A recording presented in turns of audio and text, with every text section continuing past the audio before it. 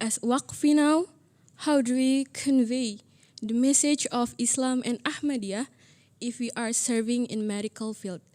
Jazakallah Hazur. You see, I have been telling it on so many occasions. I've explained that being an Ahmadi, we should convey the message of Ahmadiyyat and true Islam. But Waqfate now are more responsible for this purpose.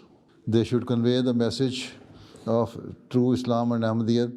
When you are in medical field, if your morals are good, if your attitude towards your patients is good, they will see that this doctor is somehow different from the other doctors. She is a very caring doctor. She listened to me and she sees my patient very carefully. Then she will try to know, who are you?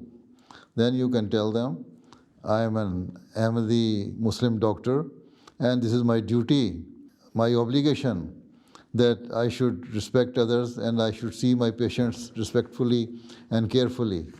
So in this way you will open the avenues of tabligh. Then among your fellow doctors also, you can tell them, you are Ahmadi Muslim, and if you are offering 5 daily prayers and praying to Allah Ta'ala for your patients, then they will see that she is a good Muslim and we should see and learn more about them. This is how you can open avenues of tabligh.